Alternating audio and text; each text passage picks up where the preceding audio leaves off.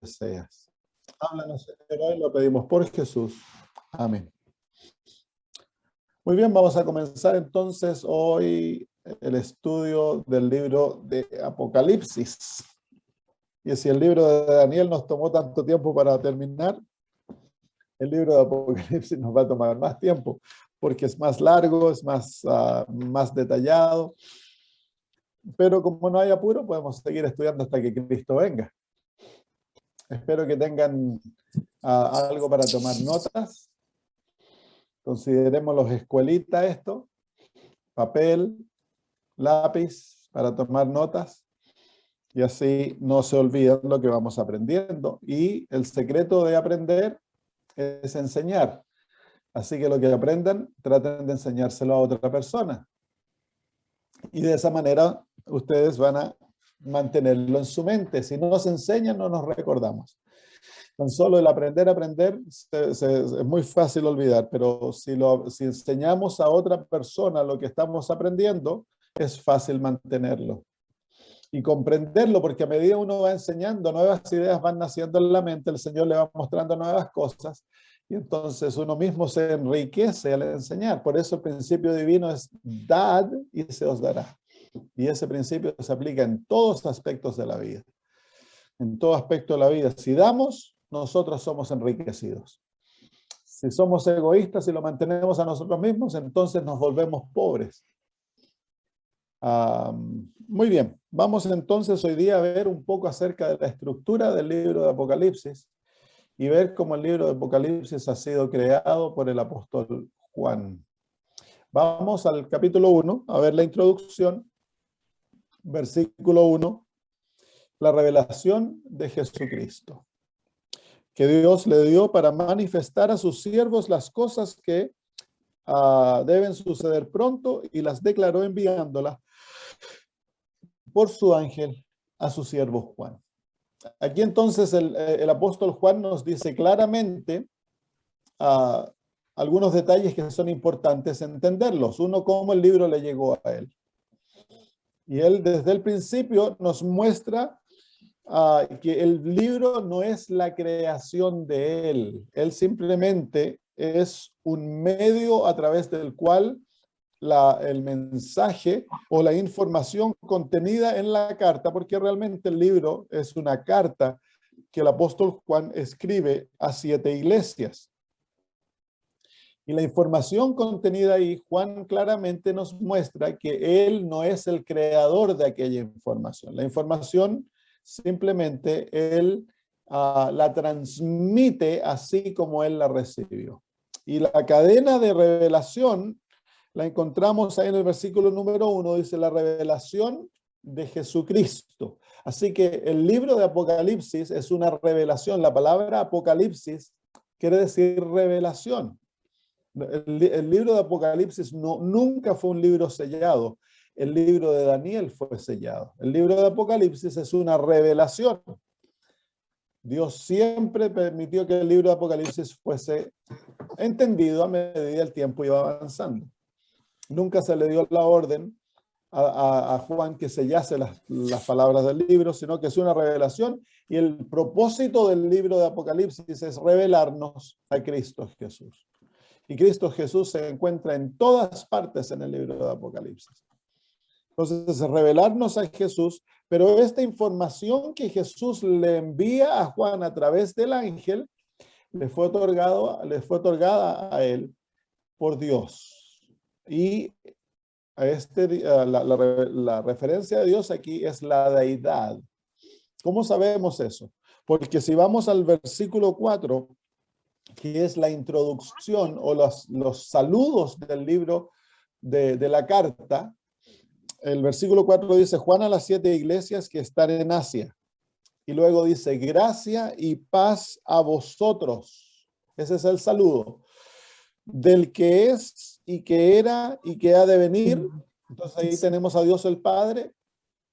Y de los 7 espíritus que están delante del trono, ahí tenemos al Espíritu Santo. Y de Jesucristo, el testigo fiel, el primogénito de los muertos y el soberano de los reyes de la tierra. Entonces, la carta es enviada de la deidad. La deidad envía esta carta a las 7 iglesias, pero la deidad se la entrega a Jesús. Jesús es el encargado de comunicarse con la raza humana. Se la entrega a Jesús. Jesús le entrega la información a su ángel y el ángel se la trae al apóstol Juan. En el versículo 1 también nos muestra el medio a través del cual la información se revela. Dice, la revelación de Jesucristo que Dios le dio para manifestar a sus siervos las cosas que deben suceder pronto, y la declaró enviándola por medio de su ángel a su siervo Juan. La palabra declaró literalmente quiere decir fue comunicada a través de símbolos. En la palabra en inglés conviene mayormente la palabra que del original. En español no, la traducción no es tan fiel. Dice signified. En inglés es... Sí, en español hay que usar más de una palabra. No encuentro una palabra de una palabra. Es transmitir a través de símbolos. Entonces, el libro de Apocalipsis desde el principio nos dice que es un libro simbólico.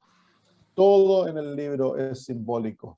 Fue transmitido. La información fue codificada en símbolos para proteger el libro, para proteger la palabra de Dios. De esa manera, solo aquellos que buscan un conocimiento espiritual pueden entonces entender el libro. La palabra de Dios es comprendida espiritualmente, no tanto intelectualmente. El intelecto se usa, pero debe ser el intelecto iluminado por el Espíritu Santo para poder comprender las sagradas escrituras. Tan solo una comprensión intelectual no es suficiente, nos va a llevar a conclusiones erróneas. Y hay muchos que llegan a conclusiones erróneas porque se relacionan con la palabra de Dios como se relacionan con cualquier otro libro. Y la palabra de Dios no puede ser entendida porque intelectualmente tan solo, porque las cosas espirituales han de ser recibidas espiritualmente, dice las Sagradas Escrituras. Entonces, el apóstol Juan es un peldaño en la escalera de la revelación. Él es el profeta humano que es capacitado por el Espíritu Santo para recibir comunicación con agentes divinos, el ángel en este caso, o Jesús, y luego él es capacitado por el Espíritu Santo no tan solo para recibir, sino que también para comunicar en lenguaje humano fielmente lo que recibió. Y esto es importante entender, de que Dios no viola la humanidad y las características del profeta. Dios empodera, da poder al elemento humano para recibir ¿cómo se llama? Los mensajes y luego comunicarlos fielmente, pero con las limitaciones del lenguaje humano. Porque ¿cómo puede el lenguaje humano comunicar aquello que es divino? Es como se llama, es una tarea muy difícil. Muchas veces cuando uno lee el espíritu de profecía, la hermana de White se lamenta la incapacidad del lenguaje humano de comunicar aquello que ella ha visto. Entonces, pero el lenguaje, es decir, el mensaje que tenemos es exactamente lo que Dios desea que nosotros recibiésemos, pero envuelto en la manera que nosotros podemos entenderlo. Porque si Dios se comunicara con nosotros con el lenguaje divino, que es infinito y que es perfecto, entonces nosotros no lo podríamos leer. Entonces Dios se comunica con nosotros a través de nuestro lenguaje, de nuestro estilo, para que así lo podamos comprender. Entonces, el Espíritu Santo es el agente que capacita al profeta para poder comprender, para poder recibir el mensaje que le ha sido otorgado. Estoy buscando aquí Segunda de Pedro. Segunda de Pedro, capítulo 1, nos da a entender esto, versículos 20 y 21.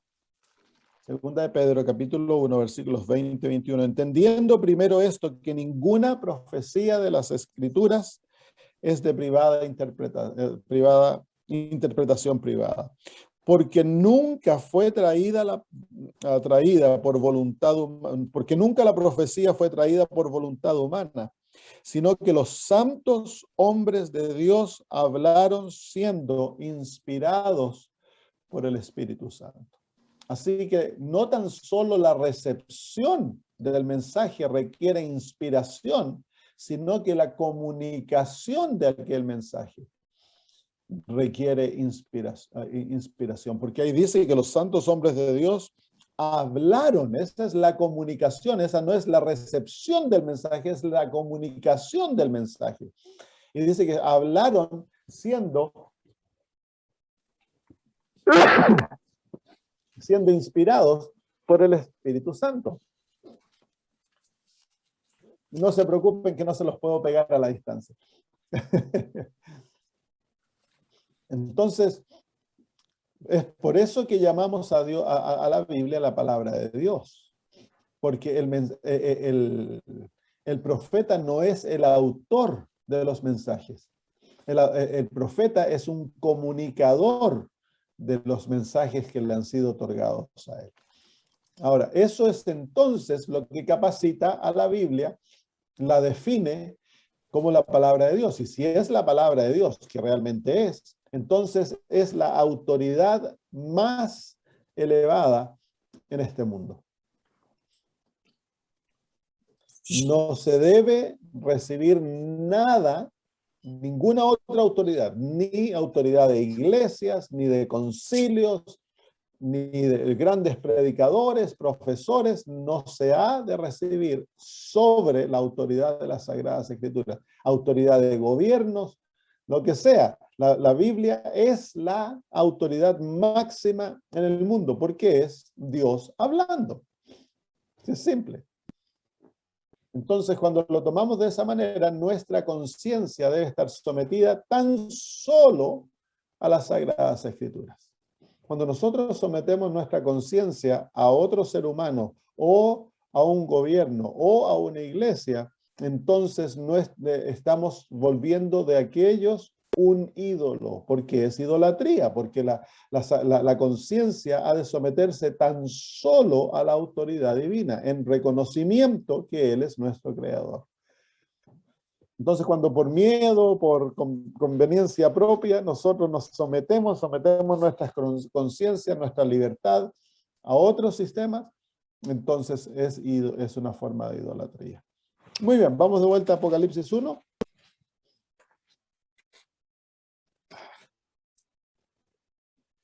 Entonces el versículo nuevamente dice: la revelación de Jesucristo que Dios le dio para manifestar a sus siervos las cosas que deben suceder pronto, para revelar, para dar a conocer aquello que ha de suceder pronto. Y es pronto en el contexto del apóstol Juan. En otras palabras, el libro de Apocalipsis es un libro que comienza en los días del apóstol Juan y revela el futuro hasta la nueva creación.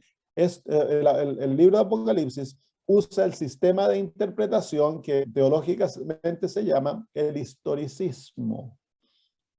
Hay tres grandes sistemas de interpretación profética. Está el preterismo, que toma las profecías y las aplica todas cumplidas en los días de los profetas. Está el futurismo, que aplica las profecías al futuro. Y ese es el sistema mayor de interpretación que usan los evangélicos.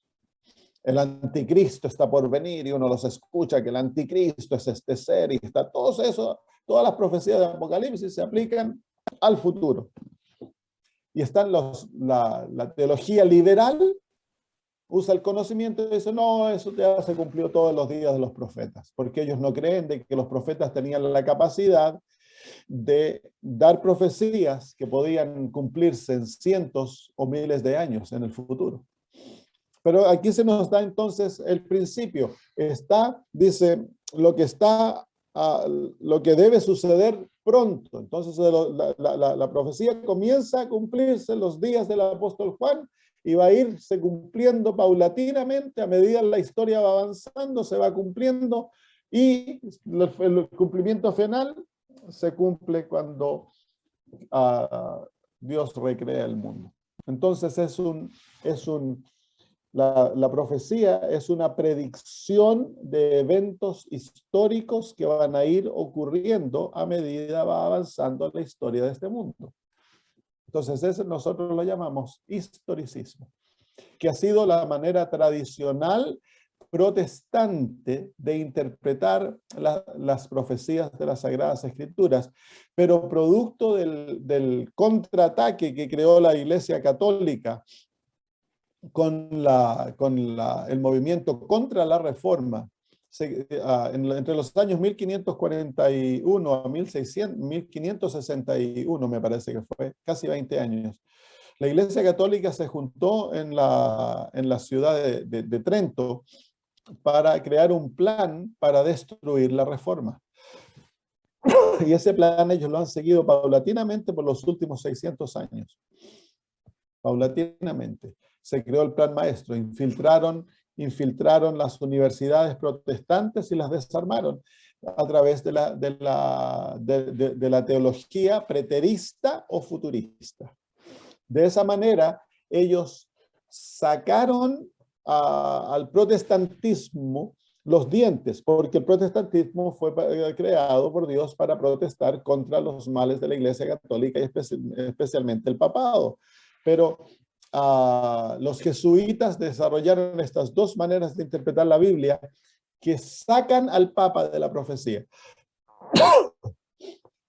Entonces la Iglesia Adventista, básicamente como iglesia, somos los únicos que quedamos que seguimos un entendimiento historicista. Hay otros pequeños grupos protestantes por ahí que quedan, pero mayormente es la Iglesia Adventista, porque claro, es el pueblo de Dios que recibe la interpretación profética correcta que se le otorga como legado.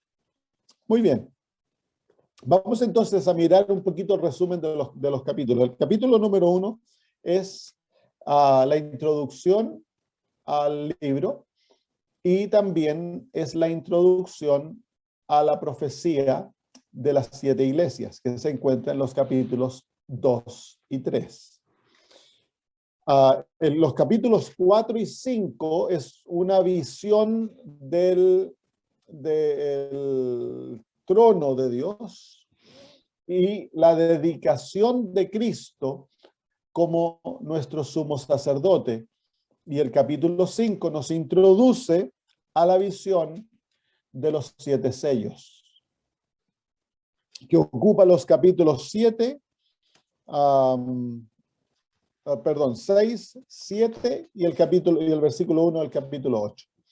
El capítulo 7 es un paréntesis en la visión de los 7 sellos para explicar una pregunta que se hace al final del capítulo 6, versículo 17, dice, porque el gran día de su ira ha llegado, ¿y quién podrá sostenerse en pie? Esa pregunta, ¿quién podrá sostenerse en pie? Nos introduce a los 144,000, que son los que se van a sostener en pie, y luego al final se nos muestra la gran muchedumbre, los salvados de todas las edades. El capítulo 8 nos introduce a una nueva visión, que es la visión del ángel ofreciendo incienso, que es la introducción a las 7 trompetas. Y los capítulos 8, 9, 10 y 11, que es la visión más larga de esta secuencia de 7, las 7 trompetas. Y el capítulo 10 es un paréntesis que se hace para introducir al remanente, el origen del remanente y su misión, capítulo 10. Lo estudiamos la semana pasada. Capítulo 12 es el centro del libro de Apocalipsis. El libro de Apocalipsis está construido como una pirámide. Se llama una estructura de ¿cómo se llamará en español? Callason. Una estructura, bueno, lo vamos a llamar estructura pirámide, porque no sé la palabra en español, la palabra técnica. Y es como una pirámide, es como un cerro, donde la primera cara llega a la cúspide, y la cúspide es la razón por la cual el libro se escribió, y la segunda cara refleja temáticamente a la primera cara. Entonces hay temas que, por ejemplo, cuando uno lee las 7 trompetas, el lenguaje, en muchos aspectos del lenguaje es similar a los 7 sellos. Y es porque se van reflejando las caras. Temáticamente hay temas que se reflejan en ambas caras. Pero el capítulo 12 es la razón por la cual el libro se escribió. Y el centro del libro es el versículo 11. Capítulo 12, versículo 11. Y ellos le han vencido por medio de la sangre del Cordero y de la palabra del testimonio de ellos, y menospreciaron sus vidas hasta la muerte. Entonces ese es el objetivo del libro. El versículo 11 es llevarnos a vencer a Satanás por medio de la sangre del Cordero y de la palabra de nuestro testimonio, y que no amemos nuestras vidas, sino que estemos dispuestos a morir por Cristo Jesús. Esa es la razón del libro, ese es el objetivo del libro, es crear un pueblo que sea 100% fiel a Cristo. El capítulo 12 nos introduce al gran conflicto y nos muestra la iglesia de Cristo a través de las edades. Es un capítulo muy importante porque revela lo que está ocurriendo detrás de las escenas. Capítulo 13 nos muestra la batalla final. Capítulo 17, el capítulo 12, versículo 17 nos introduce al remanente. El capítulo 13 nos muestra cómo Satanás al fin del tiempo va a hacer guerra contra el remanente. Va a levantar a dos poderes, la bestia del mar y la bestia de la tierra, y las va a unir a él, y se va a formar una falsa trinidad para hacer guerra contra el remanente. Capítulo 14 nos muestra el último remanente, que son los 144,000, y el mensaje de los 3 ángeles que da origen al remanente, y termina con una visión de la segunda venida de Cristo. Capítulo 15, la iglesia triunfante en el cielo, o ante el trono. La iglesia, en el libro de Apocalipsis, la iglesia siempre está en el cielo. Cada vez que vemos una visión de la iglesia en el libro de Apocalipsis, se la muestra como que está en el cielo. ¿Por qué? Porque la iglesia es una entidad celestial. La iglesia no es una entidad mundana. Está conformada por seres humanos, pero son hijos de Dios. Por lo tanto, no pertenecen a este mundo. Ellos pertenecen al cielo. Pertenecen a la familia del cielo. Capítulo 16, las plagas, las 7 postreras plagas. Capítulo 17, la última Babilonia. La Babilonia postrera. Capítulo 18, capítulo 17 y 18 son una explicación para la 7ª plaga. Es donde se amplía a la 7ª plaga, porque la 7ª plaga es la destrucción de Babilonia. Entonces el ángel ahora le da más información a Juan en cuanto a Babilonia y a su destrucción. Y esos son capítulos 17, 18. Y el capítulo 19 es el canto de victoria del universo por la destrucción de Babilonia y la segunda venida de Cristo. Capítulo 20, el milenio. Capítulo 21, la recreación, y 22, la recreación del cielo y de la tierra. Entonces, si ustedes se dan cuenta, uno mira al libro de Apocalipsis, hay elementos cronológicos en el libro de Apocalipsis. Capítulo 13, capítulo 12, comienza una cronología que termina al fines del capítulo 14 con la segunda venida de Cristo. El capítulo 15 comienza una nueva cronología que comienza con la visión de la iglesia en el cielo y luego las siete plagas. Y las 7 plagas va cronológicamente revelando lo que va a ocurrir en el futuro hasta la recreación de la tierra. Entonces nos lleva a través de los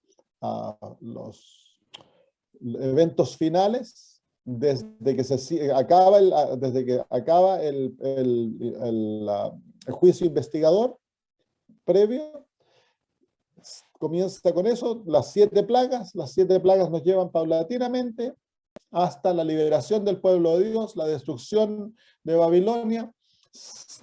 Capítulos 17 y 18 nos dan una amplificación de Babilonia y luego viene la victoria en el cielo cuando Cristo luego vuelve a buscarnos. Capítulo 20, el milenio, 21 la recreación y 22 la recreación. Entonces vamos el libro de Apocalipsis tiene una manera de ser escrito que es bien a veces confunde. El apóstol da un cuadro y luego retrasa sus pasos, amplía y avanza. Da un cuadro, retrasa sus pasos, amplía y avanza. Es uno de los principios que el apóstol Juan usa para escribir la profecía. ¿Cómo vamos por tiempo? Bien. Entonces, hay una estructura del libro de Apocalipsis y que es muy importante reconocerla, que el libro de Apocalipsis fue escrito basado en los elementos del santuario y sigue al santuario terrenal, sigue la estructura y el bosquejo del santuario celestial y se identifica con las distintas áreas y los muebles del santuario celestial. Vamos a ver eso ahora.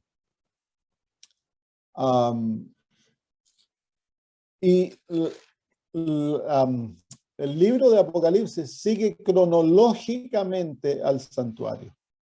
Y esto es importante reconocer porque en la teología adventista, nuestra manera de entender las escrituras es una teología de santuario. Nosotros somos un pueblo de santuario. Estamos basados en ello. La identidad adventista está basada en el santuario. Nuestro entendimiento profético proviene del santuario. Y el libro de Apocalipsis está basado profundamente en el santuario. Vamos a ver algunos de estos lenguajes que se encuentran en el santuario. ¿Dónde? Vamos a ver, les voy a hacer la pregunta, ¿dónde estamos? Cuando veamos los próximos cuadros, ¿dónde estamos en el santuario? En el santuario terrenal. Vamos a ir imaginándonos. Vamos al capítulo 1 y el versículo 5. El lenguaje es lo que revela. Muchas veces no se nos revela el mueble, pero sí se revela el lenguaje. Capítulo 1, versículo 5.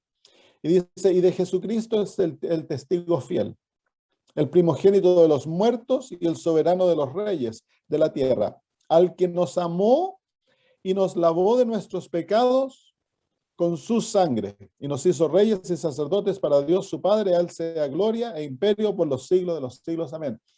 ¿Dónde estamos en el santuario ahí, en esos versículos? Respóndame, abran su micrófono y respóndame. ¿Dónde estamos en el santuario en esos versículos? En el atrio. En el atrio. ¿Por qué? ¿Y qué muebles del atrio estamos viendo? El lavacro. El lavacro, ¿y qué más? Estamos viendo el lavacro. ¿Dónde ocurría el derramamiento de la sangre? Y ¿Dónde ocurría el derramamiento de la sangre? En el altar de sacrificio. Así que aquí vemos estos dos muebles, el altar de sacrificio y el lavacro. Por el lenguaje, ¿se fijan? Y hay otro lenguaje más que es lenguaje de santuario. ¿Cuál es ese lenguaje? En el versículo 6. Y nos hizo reyes y sacerdotes. Así que claramente en la introducción del libro se nos da a entender que este es un libro basado en el santuario. Vamos a ver otros más. Vengan al versículo 12. ¿Dónde estamos en el santuario ahora? Versículo 12 dice, y me volví para ver la voz que hablaba conmigo, y vuelto vi 7 candeleros de oro. ¿Dónde estamos en el santuario ahora? Lugar santo. En el lugar santo, muy bien. Lugar santo. Ahora, el capítulo 1 nos introduce a la visión de las 7 iglesias. Y las 7 iglesias están relacionadas con cuál mueble del santuario. ¿De dónde viene la visión de las 7 iglesias? En el santuario, en el lugar santo del santuario hay 3 muebles. Está la mesa de los panes de la proposición, está el altar de incienso y está el candelabro de 7 brazos. La visión de las 7 iglesias proviene del candelabro. Sí, porque miren el versículo 20 del capítulo 1, dice, el misterio de las 7 estrellas que has visto en mi diestra y de los 7 candeleros de oro. Las 7 estrellas son los ángeles de las 7 iglesias y los 7 candeleros que has visto son las 7 iglesias. Así que las 7 iglesias, la visión de las 7 iglesias o la profecía de las 7 iglesias proviene del candelabro. Así que esto nos da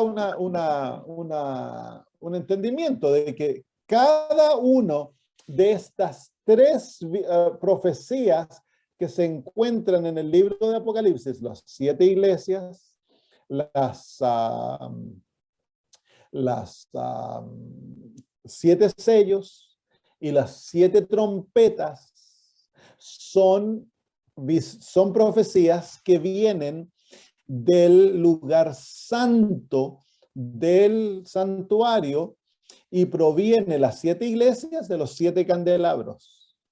Los 7 sellos provienen de la mesa de los panes de la proposición y los 7 trompetas provienen del altar del incienso. Eso se lo voy a mostrar ahora. Entonces, estamos en el lugar santo ahora. ¿Y qué es lo que estamos viendo? En la primera visión estamos viendo los candelabros, las 7 iglesias. Los candelabros representan a las 7 iglesias. Vamos ahora al capítulo 4. Capítulo 4. Vamos al capítulo 4 y vamos a leer versículo 1. Dice, después de esto miré y aquí una gran puerta abierta en el cielo. Y la primera voz que oí, como de trompeta hablando conmigo, dijo, sube acá y yo te mostraré las cosas que sucederán después de estas. Entonces, aquí el apóstol Pablo por primera vez asciende al cielo. La primera visión, él está en la tierra. Ahora, Pablo asciende al cielo y su visión toma parte, no Pablo, Juan. Ahora él toma parte de lo que está ocurriendo en el cielo. Porque la iglesia se encuentra en la tierra, ¿no? Entonces él está donde están ocurriendo la visión. Versículo 2. Y al instante yo estaba en el espíritu y aquí un trono establecido en el cielo y en el trono uno sentado. Entonces, ¿cuál es el centro de la visión? En la primera visión, el centro son los candelabros. El objetivo, la visión se centra en los candelabros. Ahora no es los candelabros. ¿Cuál es el centro de la visión? El trono de Dios. Él dice, lo primero que ve, él ve el trono de Dios. En la otra visión, cuando ve a Jesús, ¿dónde lo ve? Lo ve entre los candelabros. Aquí ve a Dios, ¿y a dónde lo ve? En su trono. Entonces el trono es parte. ¿Dónde se encuentra este trono? ¿En el lugar santo o en el lugar santísimo?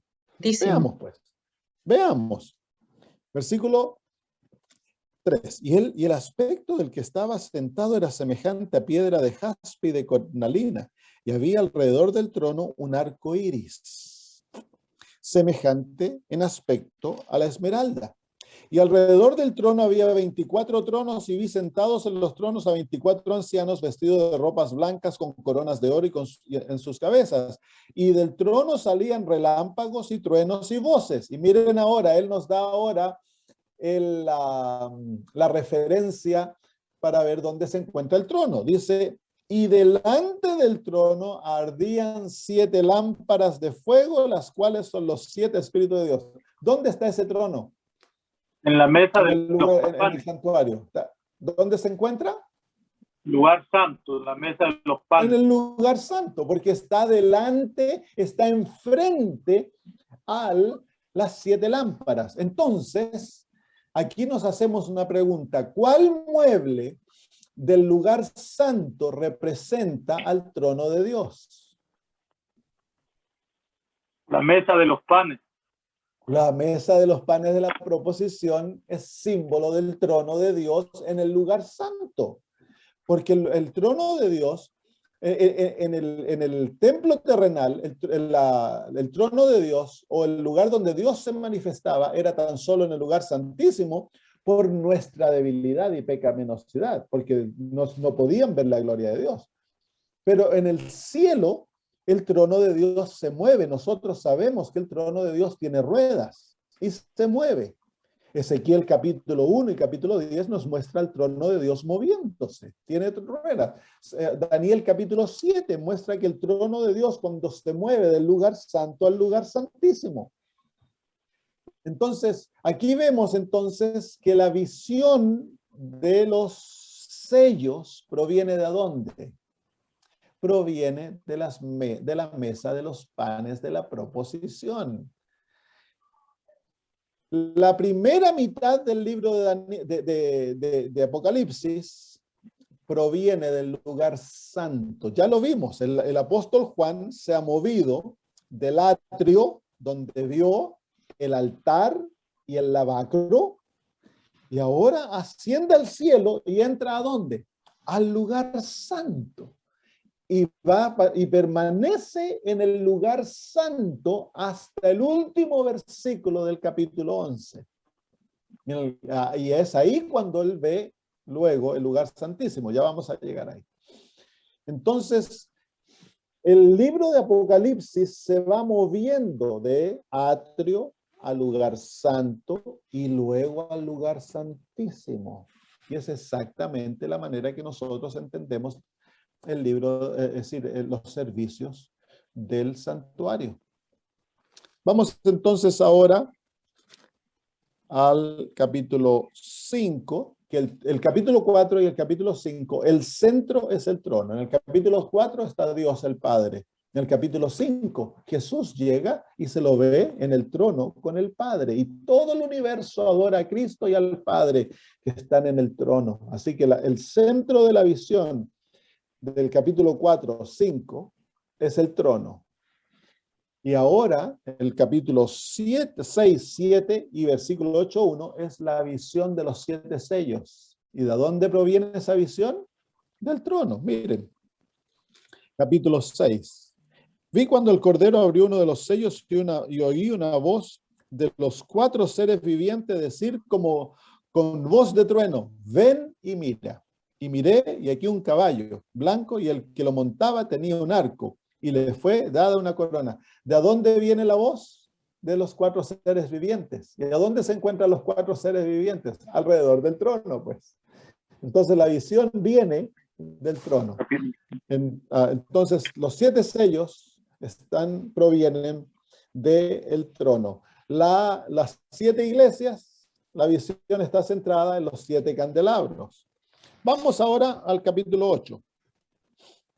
Capítulo 8, versículo 2. Y vi a los 7 ángeles que estaban en pie ante Dios y se le dieron 7 trompetas. Otro ángel vino entonces y se paró ante el altar con un incensario de oro y se le dio mucho incienso para añadirlo a las oraciones de los santos sobre el altar de oro que estaba delante del trono. ¿Qué altar es este? Del incienso. el altar del incienso. El ángel está ofreciendo incienso. Así que aquí vemos claramente que avanzamos en el lugar santo y estamos a punto de pasar al lugar santísimo, pero antes de pasar al lugar santísimo, la visión se centra ahora en el altar del incienso. Así que las trompetas provienen ¿de cuál mueble? Del santuario, del altar del incienso, pues. Así que cada una de esas visiones viene, o de esas profecías, viene de uno de estos muebles del lugar santo. Muy bien, vamos ahora entonces al capítulo 11. Capítulo 11, versículo 19. Aquí se encuentra la transición del lugar santo al lugar santísimo en el libro de Apocalipsis. Y dice, y el templo de Dios fue abierto en el cielo, y el arca de su pacto. La palabra templo ahí es la palabra naos, que se refiere específicamente al lugar santísimo. Y el arca de su pacto se veía en el templo. Y hubo relámpagos, voces, truenos, un terremoto y grande granizo. Así que ahora, ¿dónde estamos? Lugar santísimo. En el lugar santísimo, pues. El apóstol Juan está siguiendo los pasos de Jesús, porque el libro de Apocalipsis es una revelación de Jesucristo. Así que el apóstol Juan ve a Jesús morir, ve a Jesús hacer la obra de lavarnos en el lavacro, lo sigue al cielo y ve a Jesús ahora ministrando en los 7 candelabros. Luego ve a Jesús haciendo su obra en nuestro favor en la mesa de los panes de la proposición, y ve a Jesús obrando, ofreciendo incienso y haciendo su ministerio de intercesión en nuestro favor. Eso es lo que está haciendo el apóstol Pablo. Hay adventistas que enseñan, lo sigo llamando apóstol Pablo, el apóstol Juan. Hay adventistas que enseñan de que cuando Jesús ascendió al cielo, se fue derechito al lugar santísimo. Eso está negado por el libro de Apocalipsis. Ahora, cuando Jesús ungió el santuario celestial para comenzar su ministerio, él obró a través de todo. Cuando hizo la obra de ungimiento, fue al lugar santísimo, lugar santo, ungió todo el santuario con su sangre para que comenzara la obra de intercesión. Pero cuando comienza su obra en favor nuestro, él lo comienza no en el lugar santísimo, la comienza en el lugar santo. Y estuvo ahí hasta el año 1844. Y entonces aquí vemos el momento cuando Juan pasa del lugar santo al lugar santísimo. Y de ahora en adelante no se ve más el lugar santo en el libro de Apocalipsis. Se pierde de vista. Y ahora la visión, capítulo 13, capítulo 14 en adelante, todo es lugar santísimo, no es lugar santo. Y vamos entonces ahora a la visión de las 7 plagas. Otra secuencia de 7. ¿De dónde vienen las 7 plagas? Capítulo 15. Versículo 5. Después de estas cosas miré, y aquí fue abierto en el cielo el templo del tabernáculo del testimonio. ¿Dónde se encontraba el testimonio? ¿Qué es el testimonio? El testimonio es la ley de Dios. Y el tabernáculo del testimonio era el lugar santísimo. Entonces aquí está el lugar santísimo nuevamente. El apóstol Juan simplemente nos está diciendo dónde él está. ¿Y qué viene del lugar santísimo? Versículo 6, y el templo se llenó de humo por la gloria de Dios, versículo 6, y el templo salieron las 7 ángeles que tenían las 7 plagas, vestidos de lino limpio y resplandeciente y ceñidos alrededor del pecho con cintos de oro, y uno de los 4 seres vivientes dio a los 7 ángeles 7 copas de oro, llenas de la ira de Dios que vive por los siglos de los siglos. Así que Las 7 plagas provienen ¿de qué parte del santuario? Del lugar santísimo. ¿Y de qué? ¿De qué mueble específicamente? Del arca del pacto. El arca del pacto. Así que ahí vemos claramente las 4 secuencias de 7 en el libro de Apocalipsis provienen de cada uno de los muebles del santuario. Y ahí termina, con eso termina la secuencia, no se ve ya más, porque queda lleno de humo, el juicio ha terminado entonces, y ya no se ve más el santuario en sí dentro del libro de Apocalipsis. Así que esa es la secuencia del libro de Apocalipsis. El libro de Apocalipsis, paso a paso, sigue los distintos compartimientos del santuario. Va desde el atrio al lugar santo y luego al lugar santísimo. Y no es difícil verlo. Y cada una de las visiones se relaciona a aquellos muebles que conforman el santuario. Ahora, el santuario tenía 2 servicios, 2 tipos de servicios. Vamos al libro de Hebreos. Libro de Hebreos, capítulo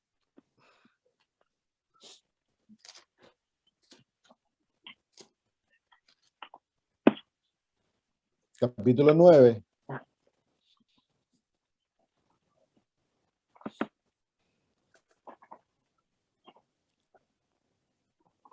Versículos 1 en adelante dice: ahora bien, aún el primer pacto tenía ordenanzas de culto y un santuario celestial.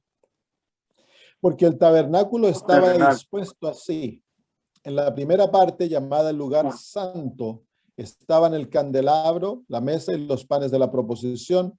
Tras el segundo velo estaba la parte del tabernáculo llamada el lugar santísimo, el cual tenía un incensario de oro y el arca del pacto cubierta de oro por todas partes, en la que estaba una urna de oro que contenía el maná, la vara de Aarón que reverdeció y las tablas del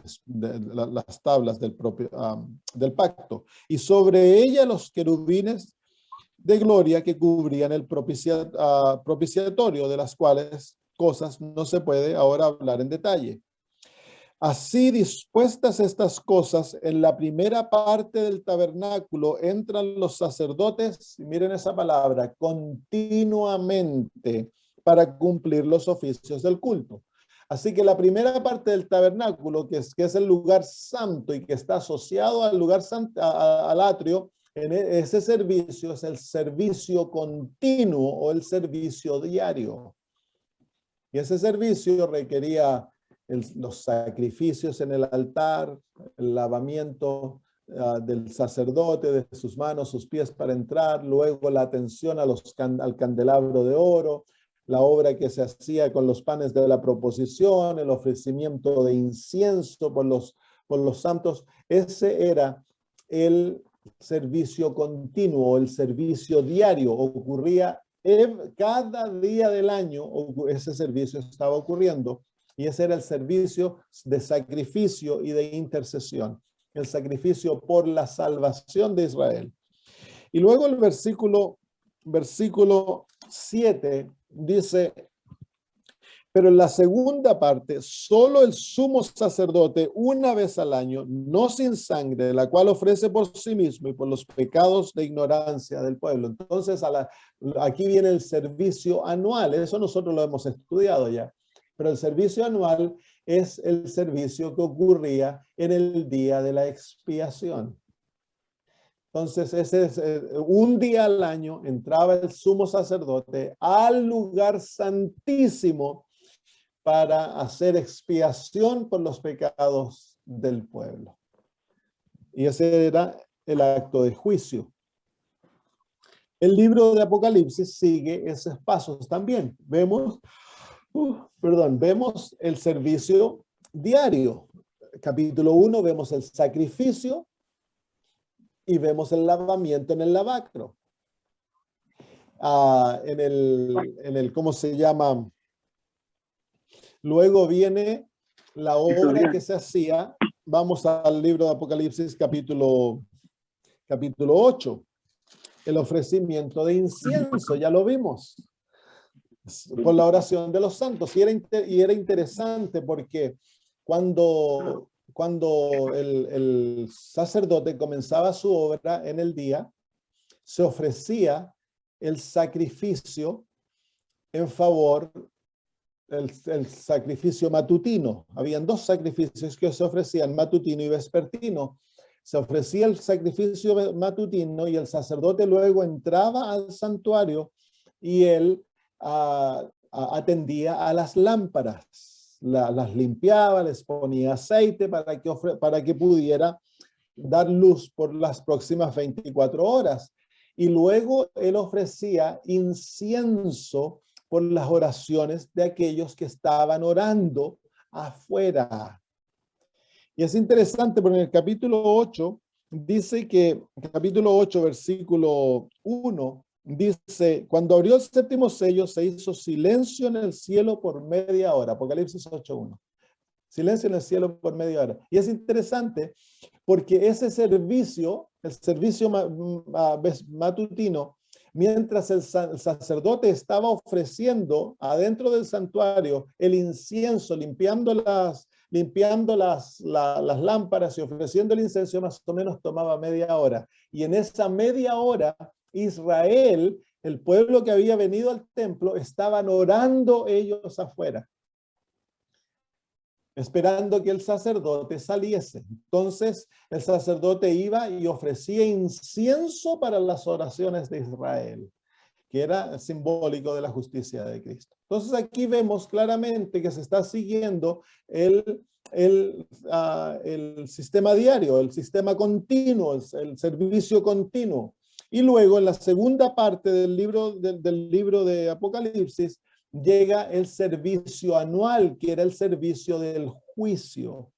Y eso se ve en el capítulo 11, versículo 1, donde el apóstol se le da una caña. Dice, entonces me fue dada una caña semejante a una vara de medir y se me dijo, levántate y mide el templo de Dios y el altar y los que adoran en él. La caña es un símbolo de medir, era un instrumento de medir, así que el apóstol va a medir al templo y a aquellos que adoran en ellos, que es como se llama un acto de juicio. Así que aquí pasamos del servicio diario al servicio anual. Y el servicio anual continúa en el capítulo 14, vemos que hay un mensaje que proclama el juicio, porque el servicio anual es una obra de juicio. Y dice el capítulo 14, versículo 7, diciendo a gran voz, temed a Dios y dadle gloria, porque la hora de su juicio ha llegado. Así que mientras este mensaje se predica, el juicio se está llevando a cabo en el cielo. En Israel el juicio era tan solo un día, pero para la realidad del juicio dura más de 1000 años. El juicio de Dios comienza en el año 1844, está dividido en 3 partes y termina al fin del milenio. Así que el juicio de Dios dura más de 1000 años. Y esta es la obra en el lugar santísimo.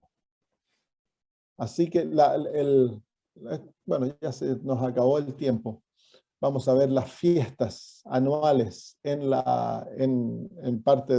el libro de Apocalipsis, cómo encontramos aquellas fiestas también en el libro. Pero ahora abramos algunas preguntas. Hay algunas preguntas de lo que hemos hablado.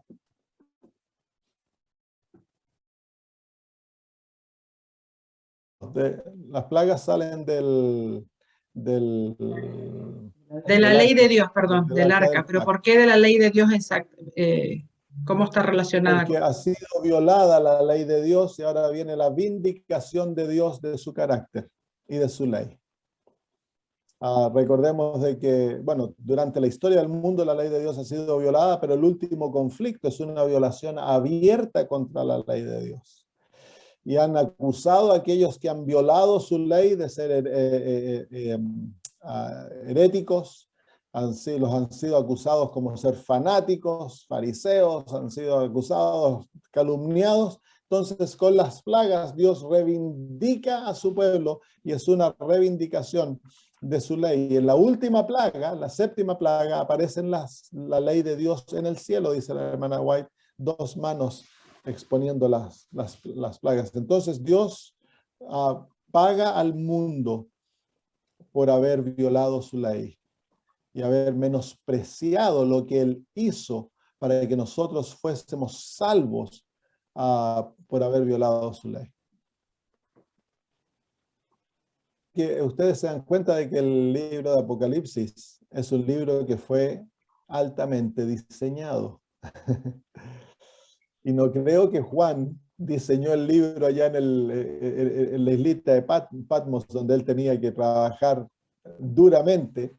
Así que Dios fue el que diseñó el libro y le entrega el diseño a Juan. Juan simplemente lo escribió.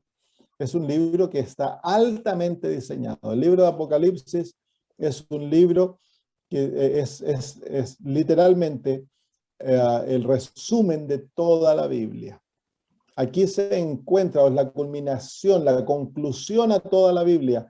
Cuando uno estudia el libro de Apocalipsis, encuentras frases, encuentras imágenes que te llevan a historias del Antiguo Testamento o a enseñanzas de Jesús que forman la base del libro. Entonces, cuando uno estudia el libro, uno siempre tiene que conocer las Sagradas Escrituras para poder comprender el libro.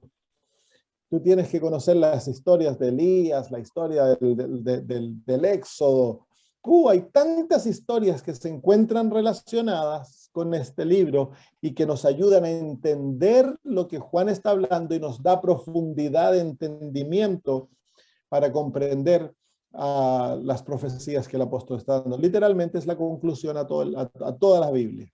Es una obra maestra. El libro de Apocalipsis realmente es una obra maestra y muestra que aquí hay más que una mente humana obrando, porque es muy complejo, muy detallado.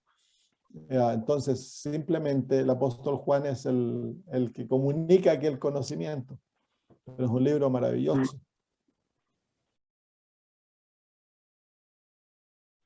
Entonces, también el libro de Apocalipsis se puede leer desde el pináculo y se puede leer, entonces, desde el pináculo, ir avanzando tú lees capítulo 12 y luego vas 11, 13 y así vas leyéndolo. Es otra manera de comprender el libro. Si tú te das cuenta, en el capítulo 13 vemos 2 bestias, pero en el capítulo 11 vemos una bestia, y son la bestia que es Egipto, y en el capítulo 13 vemos a Babilonia, el papado, y a los Estados Unidos, por supuesto, que son los reyes que están jugando hoy en día el papel contra el pueblo de Dios. Nos vemos conflagrados, unidos a los reyes de la tierra, del mundo, al papado y a los Estados Unidos, obrando para controlar el mundo y eventualmente destruir al pueblo de Dios. Así que se llena el cuadro, cuando uno entiende eso, se llena el cuadro profético y el entendimiento es más abarcante. Muy bien. Y lo otro, encuentren una persona durante la semana con los cuales ustedes pueden compartir este conocimiento. Y de esa manera ustedes lo van a entender.